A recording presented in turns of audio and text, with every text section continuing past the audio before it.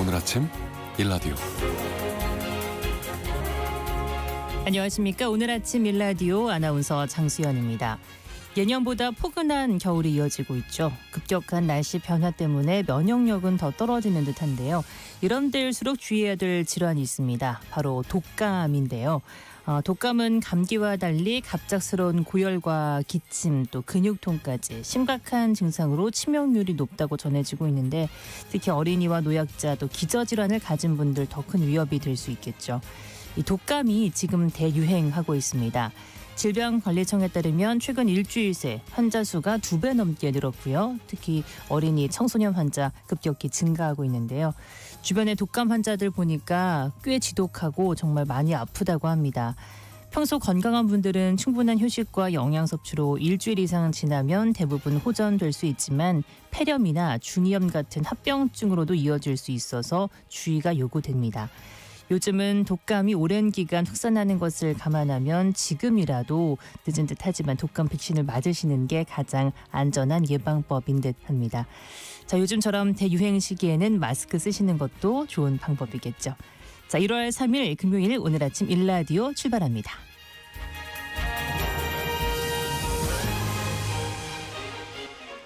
네, 오늘 아침 일라디오 이 시간은 물론 KBS 일라디오의 모든 프로그램은 유튜브 KBS 일라디오 공식 채널이나 모바일 콩 어플리케이션을 통해서 실시간 함께하실 수 있습니다. KBS 일라디오 채널 구독과 좋아요, 댓글 많이 부탁드립니다. 자, 오늘 팩트체크 시간 먼저 준비되어 있는데요. 이번 제주항공 여객기 참사에서도 나타난 오보와 음모론, 또 올바른 재난보도 접근법에 대해서 함께 생각해보고요. 월간 세금 시간에는 연말정산 시기가 다가왔습니다. 이 연말정산 준비와 절세 정보에 대해서 알아보겠습니다. 청취자 여러분들 참여하실 수 있는 퀴즈 드릴게요. 이번 주까지는 예정된 많은 행사와 축제들이 축소되거나 취소, 연기되는 분위기인데 오늘 지리산, 함양, 산청 등에서 예정됐던 이것 축제도 연기되거나 축소된다는 점 참고하시면 좋겠습니다. 이것은 껍질을 벗겨 말린 과일인데요. 명절이나 제사 때 많이 쓰고요. 또 장기간 저장할 수 있다고 해서 건시라고 부르기도 합니다. 힌트 드리면 애써 모은 재산을 조금씩 헐어서 낭비할 때 이것 빼먹듯이 한다. 이런 속담도 있는데 이것은 무엇일까요? 자, 추첨을 통해서 농촌진흥청에서 제공하는 흑삼 세트를 한 분께 또 향긋한 커피를 드실 수 있는 모바일 커피 쿠폰 4분께 드리겠습니다. 방송에 참여하실 분들은 단문 50원, 장문 100원이 드는 유료 문자 샵 9730으로 보내주시기 바랍니다. 유익한 정보와 살아있는 이야기가 있습니다. KBS 오늘 아침 일라디오.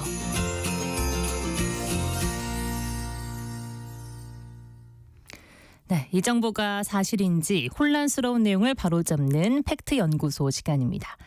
오늘은 제주항공 여객기 참사와 관련한 오보와 음모론에 대해서 확인해보고 현명한 재난보도 접근법에 대해서 함께 생각해보겠습니다.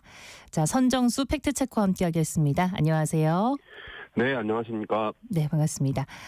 정말 가슴 아픈 참사 소식으로 내일까지 국가 애도 기간을 보내고 있는데 이런 비통한 상황에서 더 안타까운 게 오보와 음모론들도 계속 있는 것 같아요. 이번 참사 초기에도 오보가 많았다고요?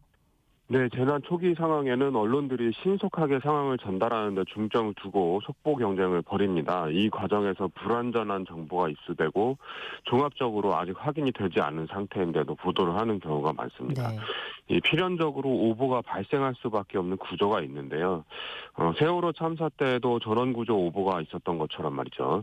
이 확인이 되지 않으면 기사를 확인이 될 때까지 내보내지 말아야 되는데 네. 관련 소식을 빨리 내보내야 된다는 압박이 꽉 들어차 있으니까 확인이 덜 된 상태에서도 보도를 해버리게 되는 거죠. 이번 참사에서도 구조자 수에 관한 오보가 있었습니다. 사고 발생 이후 1시간이 지나지 않은 시점에서 일부 언론들이 이 구조자 수를 잘못 보도하기도 했는데요. 언론사에 따라서 6명이 구조됐다는 소식도 나왔고 3명이 구조됐다는 속보도 나왔습니다. 전남 소방본부는 사고 당일이었던 12월 29일 오후 1시쯤에 브리핑을 열어서 총 탑승자 181명 중 구조된 2명을 제외하고 대부분 사망한 것으로 추정된다 이렇게 설명을 했습니다. 네. 이런 보도들은 당국의 공식 브리핑 이전에 속보 경쟁이 빚은 오보라고 볼 수 있겠습니다. 네. 많은 국민들이 또 이번 사고의 원인에 대해서 참 궁금해하고 있는데 사고 원인에 관한 보도도 많이 쏟아졌죠. 네, 항공기 사고가 나면 국토부 산하의 항공철도사고조사위원회, 항철위 이렇게 줄여 부르는데요. 여기서 네. 사고 조사를 합니다. 통상 항공기 사고 조사가 완료되는 기간은 6개월 정도, 길면 한 3년 정도까지 와. 걸린다고 하는데요. 그러니까 사고가 막 발생해서 현장에서 수습이 한창인데 네. 그 시점에서 원인은 뭐다 이렇게 딱 짚어서 얘기할 수 있는 사람이 아무도 없는 거죠. 그렇죠. 그런데도 언론들은 국민적 관심이 쏠리는 부분이기 때문에 보도를 할 수밖에 없거든요.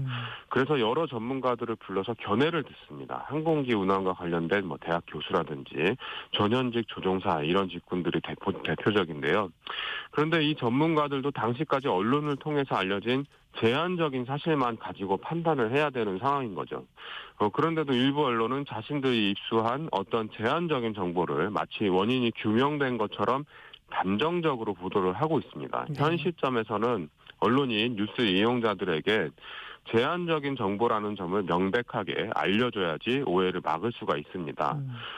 대형 재난은 한 가지 원인으로만 일어나지는 않습니다. 그렇죠. 여러 가지 원인들이 네네. 겹치고 또 겹쳐서 여러 가지 안전장치들이 차례로 무력화됐을 때 일어나게 되는 거거든요. 이번 참사도 1차 착륙 시도와 폭행 과정 그리고 2차 착륙과 폭발에 이르기까지 전 과정을 면밀하게 들여다보고 네. 어떤 여러 가지 원인이 겹쳐서 사고가 일어나게 됐는지 정확하게 밝혀내고 다시는 같은 사고가 되풀이되지 않도록 책임을 지워야 할 사람들에겐 책임을 묻고 네. 시설과 제도를 개선하는 그런 노력들이 필요합니다. 네. 그럼 이번 항공기 참사와 관련해서 제기되는 음모론이 있다는 건 또 어떤 얘기일까요? 공항 인근에서 사고 비행기의 엔진에 연기가 나는 장면을 촬영한 영상이 제보를 통해서 그쵸. 방영이 됐는데요. 네네. 여러분들 많이 보셨을 것 맞아요. 같은데 네. 이 방송 이외에 일부 유튜버가 알고 찍은 것 아니냐 이러면서 의혹을 제기를 했습니다. 그만큼 너무 정확하게 사고 그 당시 모습이 담겨 있어서 그런 의혹이 있었던 것 같아요. 네, 그리고 카메라가 흔들리지 않았다, 그렇죠. 촬영자가 전혀 놀라지 않았다, 네네. 이런 근거를 대고 있는데 네. 나중 되면 이게 또 사실이 아니라는 게 또 밝혀지기도 했습니다만, 이거 말고도 일각에서는 새 모양 드론을 이용해서 비행기와 충돌시킨 것 아니냐 이런 주장이 나오기도 했고요. 그리고 또 내란 지시를 받은 블랙 요원의 소행이다. 누군가 사고를 미리 알고 제주항공 주식을 대량 아이고. 매도했다. 이런 루머가 나돌기도 했습니다.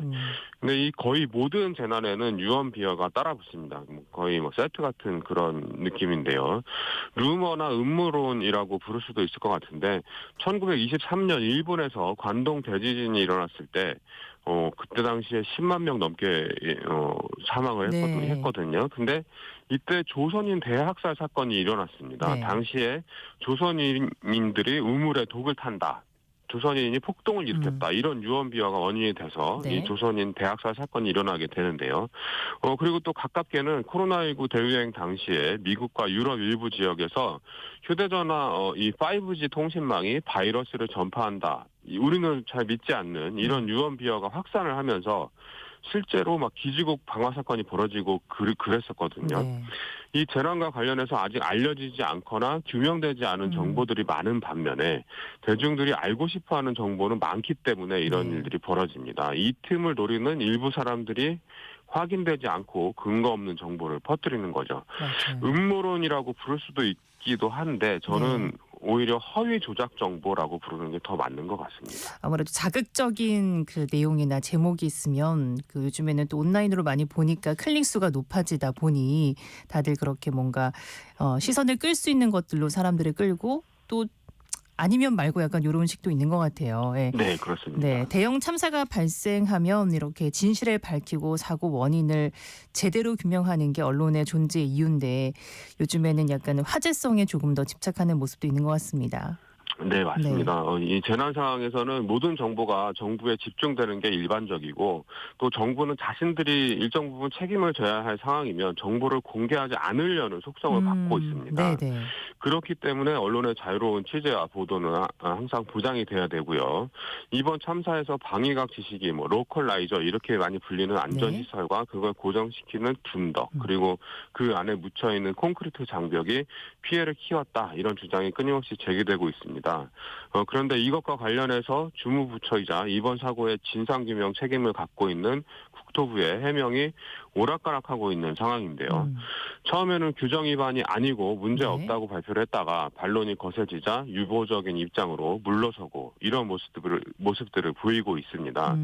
이런 것만 봐도 언론의 진상규명 노력은 정말 중요합니다. 다만 언론이 자신들의 취재 결과를 부각시키려고 과도하게 의미를 부풀린다든지 전문성이 뚜렷하지 않은 자칭 전문가의 의견을 과도하게 채용한다든지 하는 것은 좀 본질을 흐리게 할 수 있어서 경계를 해야 될 부분이고요. 관련 보도에서도 제한점을 명백히 밝혀줘야 됩니다. 이 보도는 현재까지 드러난 일부의 정보를 가지고 원인을 추정하는 것으로 확실하다고 말할 수 없다. 이런 걸 확실히 좀 짚어줘야 된다는 거죠. 네. 재난보도 준칙에서도 제14조의 단편적인 정보의 보도에 관해서 규정을 하고 있는데 이렇게 돼 있습니다. 사건 사고의 전체 상이 파악되지 않은 상황에서 불가피하게 단편적이고 단락적인 정보를 보도할 때는 부족하거나 더 확인돼야 할 사실이 무엇인지를 함께 언급함으로써 네네. 독자나 시청자가 정보의 한계를 인식할 수 있도록 노력한다. 이런 내용입니다. 알겠습니다. 자, 대형 참사가 발생하면 언론사들 아무래도 속보, 빨리 취재 경쟁을 벌이게 되는데 재난 상황에서 유가족들을 취재할 때도 특별히 주의를 기울여야 하는 부분이겠죠. 네, 그렇습니다. 세월호 참사 때는 언론사 기자들이 유가족 취재를 너무 경쟁적으로 하다가 여론의 문매를 맞았습니다. 이를 계기로 기레기라는 좀 가슴 아픈 말이 만들어지기도 했고요. 네. 이런 일을 겪은 뒤에 언론계가 자성의 뜻을 모아서 만든 게 앞서 말씀드린 재난보도 준칙입니다. 이 재난보도 준칙에는 6개 조항에 걸쳐서 피해자 인권 보호를 강조하고 있는데요. 18조는 취재 보도 과정에서 사망자와 부상자 등 피해자와 그 가족, 주변 사람들의 의견이나 희망사항을 존중하고 그들의 명예나 사생활, 심리적 안정 등을 침해해서는 안 된다. 이렇게 정해져 있습니다. 그리고 19조는 피해자와 그 가족, 주변 사람들의 상세한 신상 공개는 인격권이나 초상권, 사생활 침해 등의 우려가 있으므로 최대한 신중해야 한다. 이렇게 정하고 있고요.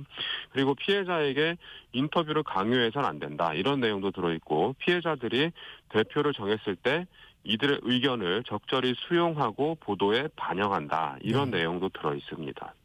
알겠습니다. 이번 제주항공 여객기 참사에선 유가족들이 먼저 이 재난 보도 준칙을 지켜달라고 현장 취재진에게 요청도 했다고요.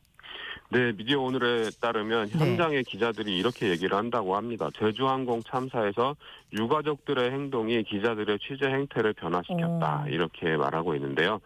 공항 벽면에는 유가족 측에서 먼저 마련한 재난보도 준칙 준수 요청이라는 A4 용지가 붙어 있고요. 피해자와 유족들에게 인터뷰를 강요해서는 안 되고 인터뷰에 응하더라도 각별히 유의해야 한다. 이런 내용입니다. 현장 기자들에 따르면 유가족 협의회는 브리핑마다 기자들에게 유가족 개별 접촉을 자제해달라고 당부를 하고 소통 창구를 일원화하고 있습니다. 아무리 국민적인 관심이 높다고 하더라도 참사를 겪은 유가족들에게는 인터뷰 요청이 굉장히 고통스러울 수밖에 없거든요. 그리고 일부 유족들은 자신들이 한 말과는 다르게 보도가 나간다. 이러면서 분노를 표출하고 있는 상황이기도 하고요. 네. 한국 언론들은 참사 현장에서 관행적으로 유족들이 오열하는 장면, 가슴 아픈 사연 이런 것들에 집착을 하고 있는데요. 유가족들의 높아진 시민의식, 특히 언론 소비자로서 재난보도 준칙 준수를 먼저 요구하는 이런 부분들이 오히려 우리 언론을 올바른 방향으로 이끌어가고 있는 게 아닌가 하는 생각이 듭니다. 네. 제주항공 여객기 참사 소식을 볼 때마다 눈물도 짓게 되고 정말 다들 온 국민이 지금 애도하는 마음으로 관련 뉴스를 신중하고 또 조심스럽게 접하고 있을 텐데 미디어를 이용하는 입장에서 재난 보도를 어떻게 접근하는 게 좋을까요? 네, 12월 초부터 계엄과 탄핵소추안 의결 등 굉장히 국민들을 놀라게 하는 소식이 이어지고 있거든요. 거의 한 달 넘게 이어지고 있는데 많은 분들이 온갖 고통을 호소하고 있습니다. 주변에도 뭐 뉴스 때문에 신경을 많이 써서 아픈가 보다 이런 분들도 많이 맞아요. 계시고요. 실제로 네. 뭐 내원 환자들도 많이 늘었고 네. 자영업 하시는 분들은 소비가 위축되면서 굉장한 어려움을 겪고 있다고 하고요. 참사 희생자를 애도하는 것과 하루 종일 참사 관련 정보만 찾아가면서 보는 것은 분명히 구분해야 할 일입니다. 그리고 또 일부 악성 네티즌들이 여기저기 게시판에 참사 희생자를 조롱하는 댓글을 남기고 있는데요. 아이고. 이거 처벌 대상입니다. 그렇죠. 이런 짓 절대 하지 못하도록 주변에서 단단히 좀 일러주시고요. 사고 원인을 비롯한 여러 가지 근거 없는 정보들이 떠돌아다니고 있는데요. 이런 거 공유하시기 전에 근거는 뭔지, 출처가 믿을 만한지 좀 먼저 판단해 보시고 그 뒤에 공유하시는 습관 항상 가져가시면 좋을 것 같습니다. 네. 이렇게 가슴 아픈 일이 나와 내 가족의 일이라면 어떨까? 이렇게 언론도 미디어도 미디어 사용자도 입장을 바꿔서 생각해 보면 조금 더 신중한 행동을 할 수 있지 않을까 싶습니다. 자, 오늘 팩트연구소 시간에는 재난 보도에 관한 여러 가지 정보 확인해 봤습니다. 지금까지 선정수 팩트체커였습니다. 말씀 고맙습니다. 네, 고맙습니다.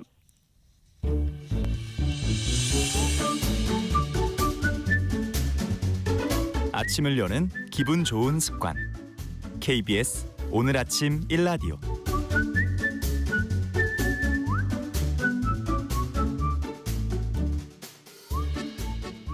네, 일상생활 속에 궁금한 세금 정보와 절세할 수 있는 꿀팁을 전해드리는 월간 세금 시간입니다. 새해 처음으로 맞이하는 오늘은 13월의 월급 연말 정산에 대해서 알아볼 텐데요. 연말 정산이 연말인데 실제 월급 받으실 분들은 1, 2월에 회사에서 연말 정산을 하게 되다 보니까 지금부터 다시 또 공부하게 되고 신경을 쓰게 되는 부분이죠. 자세한 내용 알아보고 조금이라도 더 절세할 방법이 있는지 함께 알아보겠습니다. 삼성증권 텍센터 김예나 센터장과 함께하겠습니다. 안녕하세요. 안녕하세요. 네, 센터장님 새해 복 많이 받으세요. 새해 복 많이 받으세요. 반갑습니다. 네. 자, 연초 연말 정산 이야기로 시작하게 되는데요. 직장인들 이제 조금 있으면 연말 정산하라는 안내를 받게 될 거예요, 그렇죠? 네. 어떻게 될까요? 네.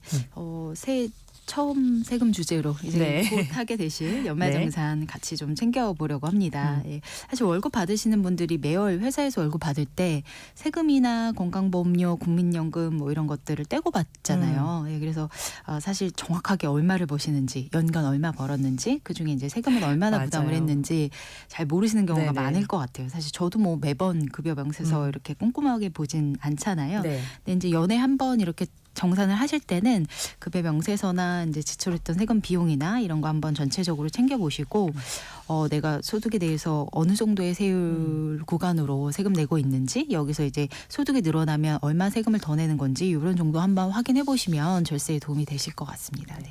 네, 매번 할 때마다 드는 생각이 큰 변화가 없다. 네. 매달 월급에서 세금이랑 건보료 다 떼고 받고 연말 정산은 왜 매해 해야 되는 걸까 그런 의문도 들어요. 네. 네. 사실 매월 월급 받으실 때 그 근로소득 간이 세액표라는 게 있습니다. 그래서 이제 회사에서는 일정한 세금을 뭐 매달 이제 떼서 국가에 납부를 해야 되는데요. 이 세금이 근로자 한 분 한 분의 그런 본인 상황에 맞는 정확한 세금은 아닙니다. 일단 그 표에 따라서 월급이나 뭐 부양가족이나 이런 거를 반영한 표대로 세금을 내는 거고요. 네. 실제 1년에 한 번은 사실 소득이 매년 똑같지는 않잖아요. 네네, 그리고 이제 조금씩. 그렇죠. 예, 그리고 이제 부양가족 상황이라든가 이런 것도 좀 공제 상황도 달라지고 하니까 결국에는 이제 본인 상황에 맞게는 1년에 한 번 그렇게 이제 정산을 하는 게 연말정산입니다. 그래서 연말이지만 일단 연말이 지난주에 끝나고 한 해 정산을 하는 것들이 이제 1월 중순에서 아마 2월 사이에 대부분 회사에서 이제 많이 연말정산 작업을 하실 것 같아요. 네. 그래서 이제 최종적으로 본인 상황이나 지출을 얼마 했는지 또 각종 비용들이 거기에 이제 연동이 되니까요. 부양가족 상황이나 이런 것들을 이제 반영을 해서 전년도에 미리 회사에서 떼서 이제 국가에 납부했던 그 세금이랑 두 가지를 이제 비교를 해가지고 네. 낸 세금이 많으면 환급을 받으시는 거고 그렇죠. 더 내야 될 세금이 많으면 이제 추가적으로 좀 추징이 되시는 분들도 있고, 예, 그러실 것 같습니다. 네. 그래서 예. 저 같은 경우에는 결혼 전에는 항상 뱉어내다가 결혼하고 아이가 생기고 하니까 조금씩 네네네. 이제 받는 부분은 생겼던 것 같아요. 그만큼 네. 미혼이나 부양하는 가족이 없으면은 세금을 더 많이 내게 되잖아요. 아무래도 그렇죠. 예. 네네. 뭐 근데 제 상황이 어떻게 바뀌든 이거를 국세청 자료가 요즘 워낙 잘 돼 있으니까 거의 이렇게 가져오면 다 네네. 해결이 되는 것 같아요. 맞아요. 네. 점점 더 이제 간편해지고 네. 있는데요. 그래서 이제 조만간 1월 한 17일경 그때 또 이제 국세청의 홈택스 사이트에서 간소화 서비스가 이제 오픈된다고 합니다. 그래서 여기에 이제 대부분 집계된 자료들을 굉장히 또 한눈에 보실 수가 있을 것 같고 과거에 부양가족으로 등록을 해놓으신 분들도 이제 정보가 같이 보이실 거예요. 네. 그래서 이제 회사에서 간소화 자료 일괄 제공 서비스를 제공하는 그런 회사의 근로자분들은 일단 요 국세청에서 제공하는 이런 증빙들을 다운 받으셔가지고 네. 연말정산을 하시면 되시고요. 여기서 혹시 이제 빠지게 되는 본인이 별도로 이제 영수증을 좀 챙겨야 하시는 뭐 기부금이라든지 의료비라든지 뭐 안경 구입비 뭐 이런 것들 이제 홈택스에 집계가 안 되는 부분이 있는지 그런 자료도 한 번 더 챙겨보시면 좋을 것 같습니다. 그러니까 이런 게 다 내가 쓴 게 기록이 된다고 생각을 하는데 그렇죠. 제일 많이 빠뜨리는 부분이 그럼 의료비라고 보면 될까요? 의료비가 대부분은 집계가 되는데 네. 뭐 제 경험상 보면 안경 구입비나 뭐 보청기나 뭐 이런 부분들 그리고 이제 기부금 같은 경우도 기부금 일부는 또 반영이 되는 경우 그쵸. 있지만 네. 또 뭐 이제 종교단체나 이런 데들에서 내는 것들은 또 빠지는 경우들이 있더라고요. 네. 그래서 이제 한번 사실 그 영수증 보시면 어디인지 지급처나 뭐 영수증 증빙에 그런 부분들이 나오니까 이제 그런 부분들은 빠진 게 혹시 있는지 한번 확인해 보시면 좋을 것 같습니다. 알겠습니다. 그 회사에서 하는 연말 정산은 월급에 대해서만 정산을 하는 거잖아요. 근데 네네. 만약에 뭐 투잡을 하시거나 다른 소득이 있으시다. 그러면은 그건 회사에서 안 해주는 걸로 알고 있는데 여기에 대한 연말 정산은 어떻게 해야 될까요? 네, 맞습니다. 이제 해당 회사에서 급여를 받는 부분에 대해서만 일단 이제 연말정산을 하는 거고요. 그리고 또 혹시 중간에 회사를 작년 2024년에 뭐 이직하신 경우도 있을 수가 있을 것 같아요. 그죠? 이전 회사와 이직한 후에 월급을 각각 받으시는 경우에는 이런 경우는 이제 이직한 후에 현 회사에 소득 자료를 모두 제출을 하시면 정산을 하실 수 있고요. 만약에 뭐 이전 회사의 자료를 나는 좀 지금 내기 싫다, 나중에 정산하고 싶다라고 하시면 5월 달에 이제 합산해서 한 번 더 정산을 하시면 됩니다. 네. 그건 또 이제 근로자 본인이 챙기셔야 되는 부분이고요.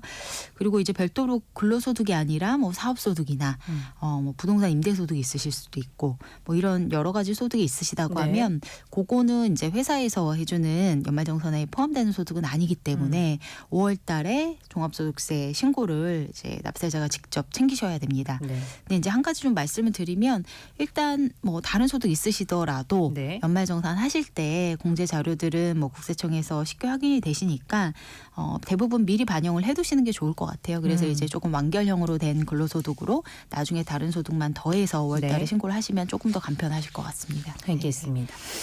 연말 정산할 때 본인 총 소득에다 각종 공제를 받으면 이런 것들을 소득에서 빼서 세금을 계산하게 되는 거잖아요. 네네. 전체 소득의 세금을 몇 프로나 내는 건가요? 네. 세율이 여러 단계로 총 8단계, 8단계로 되어 있기 매번 때문에 어렵습니다. 어렵죠. 예. 네. 그래서 각자 이제 소득 상황에 따라 실효세율이 굉장히 다른데요. 뭐 낮은 세율 6%부터 시작을 해서 뭐 15%, 24%, 35%, 최고 세율은 45%까지 이렇게 이제 누진 세율이 채차식으로 적용이 됩니다. 그래서 뭐 처음에는 6% 적용이 되지만 이게 1,400만 원이 넘으면 15% 이제 윗단계로 올라가는 그런 세율이 적용이 되고요. 간단하게 제가 좀 계산 구조로 네. 말씀드리면 회사에서 받는 소득 중에서 비과세 소득도 사실 있습니다. 그래서 예를 들면 이제 월에 20만 원 이하 받는 식대라든지 네. 자가 차량에 대한 운전 보조금 이것도 이제 월 20만 원 이내의 비과세 소득으로 인정이 되고요. 그리고 요즘에 또 육아휴직 많이 장려하고 네네. 쓰는 분들이 계실 텐데 네. 이 고용보험법에 따라 받는 이제 육아휴직 같은 경우 육아휴직 급여, 출산 전후 휴가 급여 이런 것들은 이제 비과세 항목에 해당이 됩니다. 그래서 이런 것들은 빼고서 총 급여액 실제 네. 이제 세금을 내야 되는 그런 근로소득이 적용이 되는 거고요. 여기서 이제 연말정산 하실 때 보면 뭐 인적공제라든지 뭐 신용카드 공제 뭐 이런 여러 가지 소득 공제들을 네네. 차감을 하게 되고 그러면 이제 나오는 그 소득에다가 그게 이제 과세표준이라고 하거든요. 네. 거기에 이제 세율을 적용을 하게 됩니다. 그러면 이제 6%에서 45% 그 세율을 적용한 산출세액이 구해지게 되고 여기다가 또 생각하시는 약간 일부 항목들은 소득공제가 아니라 세액공제라고 해서 결혼세액공제, 자녀세액공제, 뭐 연금계좌에 대한 공제, 뭐 교육비 공제 이런 것들은 조금 혜택이 세액공제로 있다고 알려진 부분들인 맞습니다. 거죠. 이게 예. 소득에서 차감을 하고 세율을 곱하는 게 소득공제고 네. 그렇게 되면 본인 소득의 세율 단위로 환급받는 효과가 있는 거고요. 이 세액공제 항목 같은 경우는 누구나 같은 비율로 이제 똑같은. 공제를 15%라고 하면 다 뭐 세율에 상관없이 15%를 공제받는 그런 방식이라고 보시면 될 것 같습니다. 네. 그래서 이제 이런 공제까지 다 반영해서 이제 결국에는 환급일지 추가적으로 더 내야 될지 이렇게 결정이 되는 거죠. 네. 연말정산할 때 이제 마이너스가 많이 뜨면 많이 돌려받는 거고 그쵸. 플러스가 나면 이제 큰일 났다. 그쵸. 예상치 네. 못한 또 월급이 돈이 주는구나. 나가는구나 라는 생각이 드는데 네. 그래도 환급세액 보면 정말 그 다른 월급을 더 받은 느낌이 들기도 그쵸. 하거든요. 네. 근데 말씀 중에 그 육아휴직 급여는 세금을 내는 대상이 아니라고 설명을 하셨는데 육아휴직 하시는 맞벌이 부부들 그럼 육아휴직 기간에는 연말정산을 어떻게 하는 게 조금 더 이득일지도 설명을 해주세요. 네네. 말씀드린 것처럼 이제 그 고용보험법에 따라서 지급되는 급여는 일단 다 비과세 대상입니다. 네.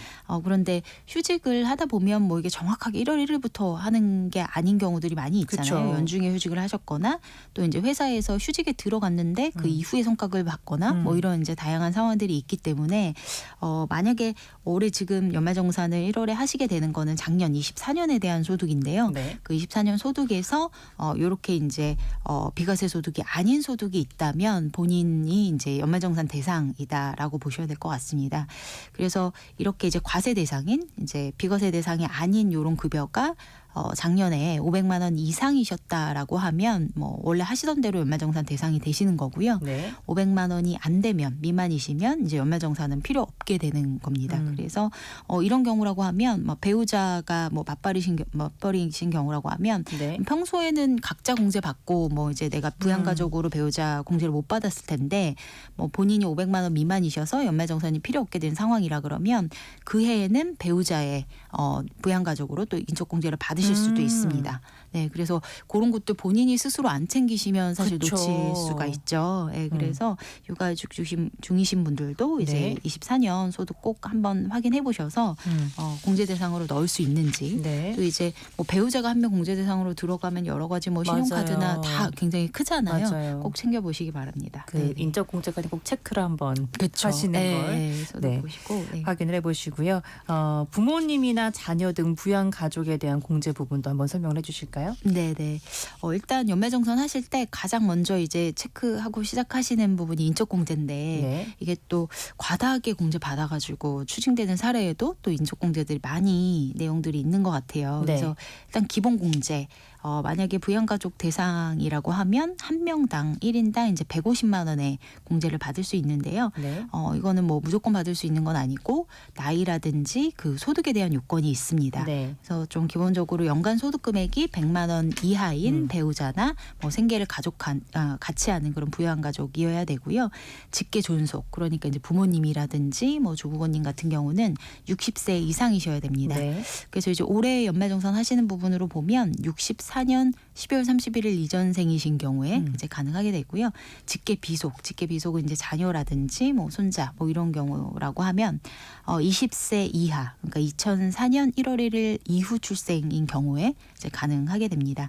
그래서 이제 나이 요건, 소득 요건 모두 해당이 되시게 되면 150만 원 공제를 받을 수도 있고 또 이제 부양가족의 나이나 이런 상황에 따라 70세 이상이시면 경로 우대 공제가 네. 추가로 또 100만 원이 되고 장애인이신 경우에는 200만 원 또 추가 공제가 있습니다. 장애인 공제 사실 200만 원 놓치시는 경우 저도 주변에서 굉장히 많이 그쵸. 보게 되는데요. 이게 장애인 공제라고 하면 장애인복지법에 정말 뭐 등급을 받으신 장애인만 생각을 하실 수가 있는데 네. 세법에서는 훨씬 더 넓게 이제 장애인을 봅니다. 그래서 이 복지법에 해당이 안 되시더라도 항시 치료를 요하는 중증 환자의 경우에는 이제 세법상 장애인 공제를 받을 수가 있는데요. 예를 들어서 암이라든지 뭐 치매, 중풍 뭐 이런 여러 가지 사유로 항시 좀 치료가 필요한 뭐 부모님이라든지 이런 이제 부양가족 대상이 있으시면 병원에 그 의료기관에 네. 소득세법에 따른 장애인 증명서를 발급해 줄 수 있냐라고 네. 한번 요구를 하셔서 요게 가능하다라고 하면 장애공제 받을 수가 있습니다. 200만 원 더 받으실 수 있는 그렇죠. 거라서 공제를 좀 굉장히 큰 부분인 맞습니다. 것 같아요. 네, 네네. 꼭 한번 확인을 해보셔야 될 것 같아요. 네. 네, 잠시 지금 들어온 뉴스 전해드리겠습니다. 오늘 오전 6시 14분쯤 공수처 수사관들이 윤석열 대통령의 체포영장을 집행하기 위해서 전국 과천청사에서 한남동 대통령 관저로 출발했다는 소식이 들어와 있습니다. 그리고 계속해서 저희는 또 내용 이어가겠습니다. 장애인 등록이 돼야 또 이렇게 정말 등급이 없어도 치료받고 있는 부분이 있다면 장애인 등록을 받아서 더 많은 세금 혜택을 받을 수 있다는 부분 말씀을 해주셨고요. 또 하나 생각나는 부분이 부모님께서 지방에 작은 땅을 파셔서 양도소득이 있으셨는데 이걸 모르고 매번 받던 대로 소득공제 받아서 나중에는 추징됐다. 네. 이런 이야기도 있었거든요. 이게 부동산을 팔아서 소득이 생긴 거라면 또 이것도 공제 대상이 아니라는 건가요? 네, 맞습니다. 그래서 의뢰 이제 소득 금액 요건 100만 원 이렇게 이제 챙겨볼 때 네. 근로소득이라든지 임대소득이라든지 꾸준히 매년 있는 소득은 많이 인지를 하시는 것 같은데 어쩌다 한번 뭐를 팔아서 양도소득이 생겼다든지 퇴직소득 이런 부분은 또 체크를 못 하시는 경우들이 있는 것 같습니다.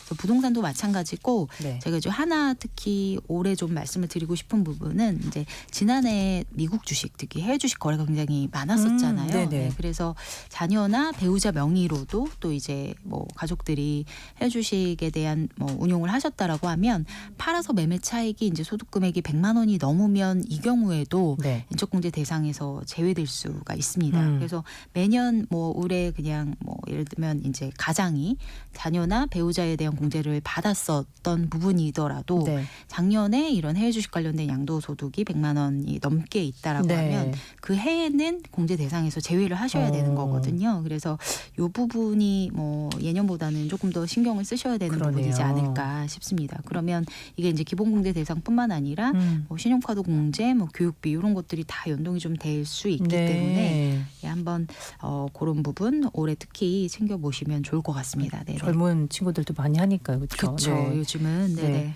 양도소득까지 확인을 해주시면 좋을 것 같고요. 배우자나 가족이라도 정확하게 소득을 알기 어려운 경우도 있을 것 같은데 네. 이렇게 또 확인을 어떻게 다 하면 좋을까요?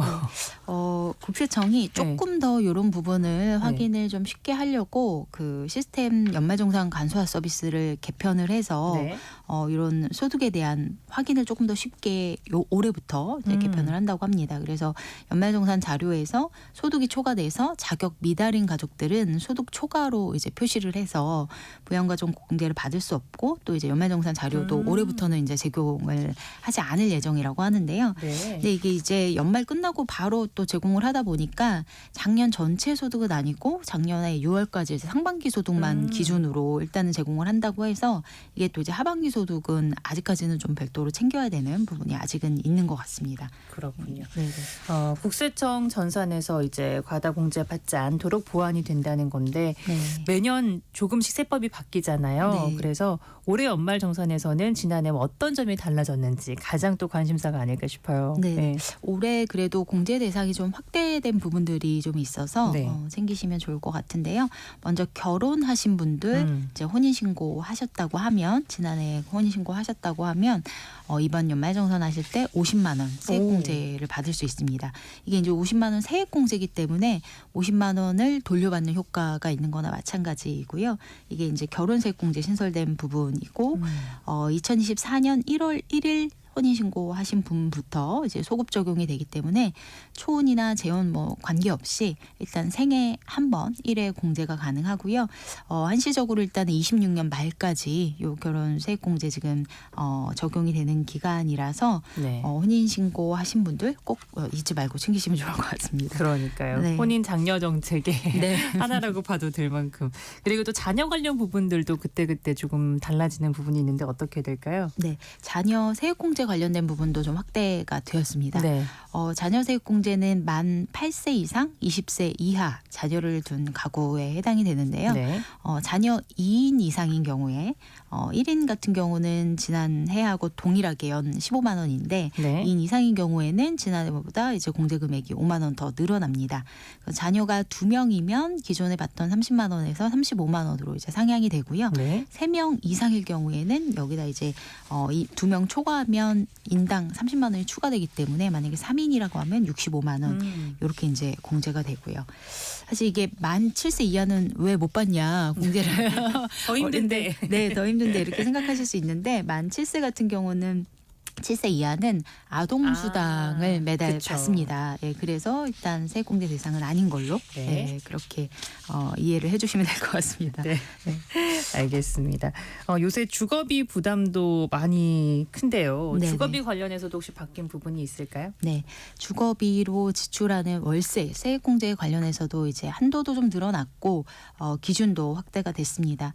월세 세액공제 받을 수 있는 대상이 이게 뭐 누구나 다 받을 수 있는 건 아니고 네. 총 급여 기준으로 상한선이 7천만 원이었는데요. 네. 이게 이제 8천만 원으로 대상이 조금 확대돼서 기존에 이제 못 받으시다가 올해 받으시는 분들도 있지 않을까 싶고요. 또 이제 공제 한도도 연간 750만 원에서 1,000만 원으로 250만 원 더 상향이 됐습니다.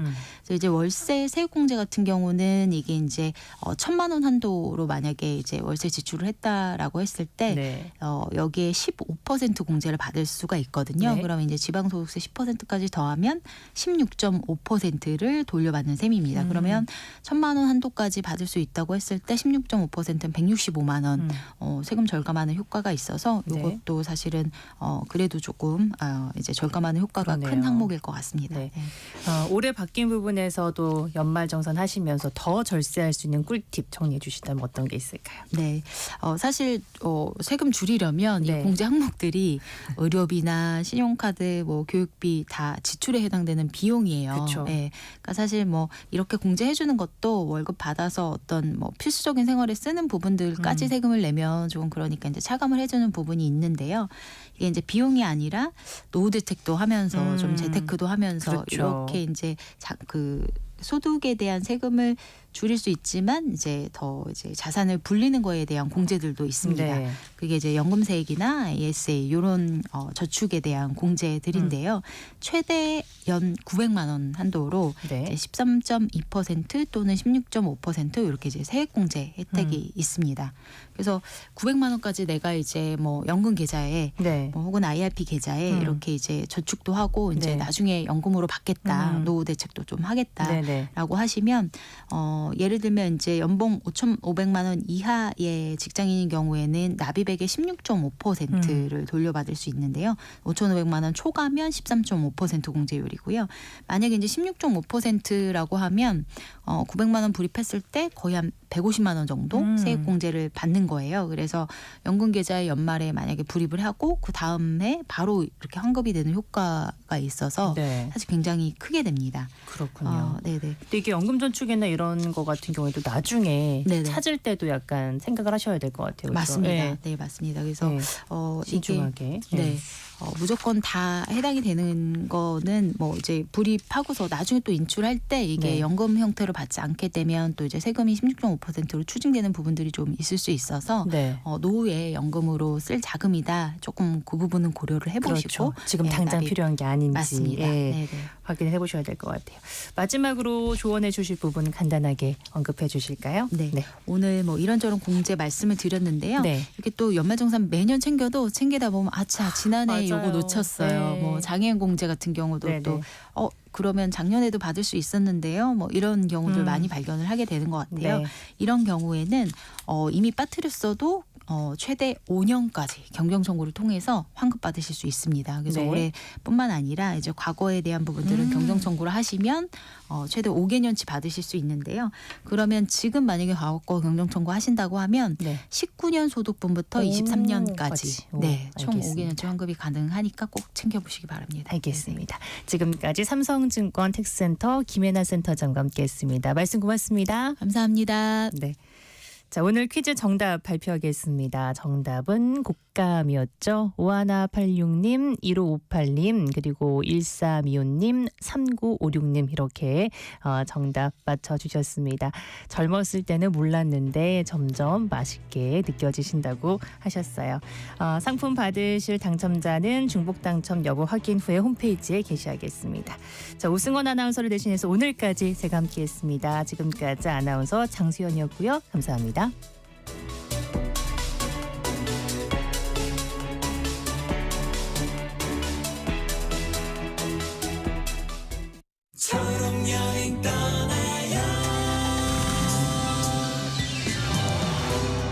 휠체어를 사용하는 한별 씨는 새해를 맞이하며 해돋이 보는